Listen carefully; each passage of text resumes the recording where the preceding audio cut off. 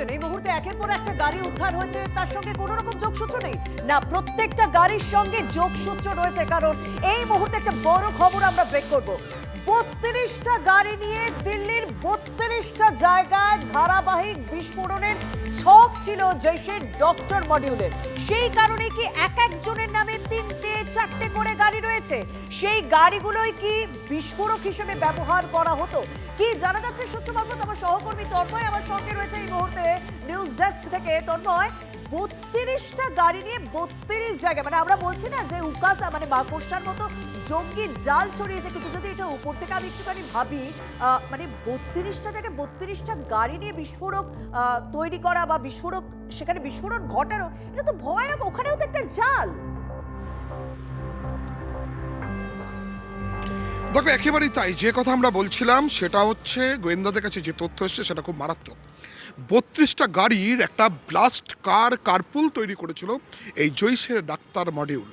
এখন আপাতত এই তথ্যটা এসছে গোয়েন্দাদের হাতে।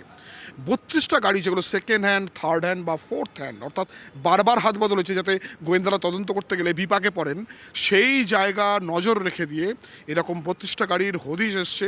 4টি গাড়িকে ইতিমধ্যেই চিহ্নিত করা গেছে এবং তুমি দেখতে পাচ্ছ কোথাও i20, কোথাও ব্রিজার, কোথাও হচ্ছে যে ইকো স্পোর্টস, অর্থাৎ বিভিন্ন ধরনের গাড়ির কোনো ইয়ে নেই যে কোন গাড়ি নিতে হবে তার কিছু নেই। এই গাড়িগুলোকে গাড়ি বম হিসেবে চিহ্নিত করা। আর একটা গুরুত্বপূর্ণ তথ্য গোয়েন্দাদের কাছে এসছে, 6ই ডিসেম্বর বাবরি মসজিদ ভাঙার দিন ছিল। সেই 6ই ডিসেম্বরে 6 জায়গায় বড় সড়ো বিস্ফোরণ ঘটানো হবে এই গাড়ি বম দিয়ে। অর্থাৎ সেই গাড়িগুলো কোথায় বা সেই বিস্ফোরকগুলো কোথায়? কারণ উমর তো এক্সপার্ট ছিল যে গাড়িটাকে গাড়ি বোমে পরিণত করে দেওয়ার। ফলে এই 32টা গাড়ির যে বম ব্লাস্ট কারপুল তৈরি করেছিল জৈশের ডাক্তার মডিউল, 1, 2, 6ই ডিসেম্বর 6 জায়গায় বিস্ফোরণ ঘটানোর পরিকল্পনা ছিল। তার সঙ্গে 32টা গাড়ি দিয়ে ওই 6টা জায়গায় যদি বাদ দিই আমরা, তাহলে আরও জায়গায় বিস্ফোরণ ঘটানো।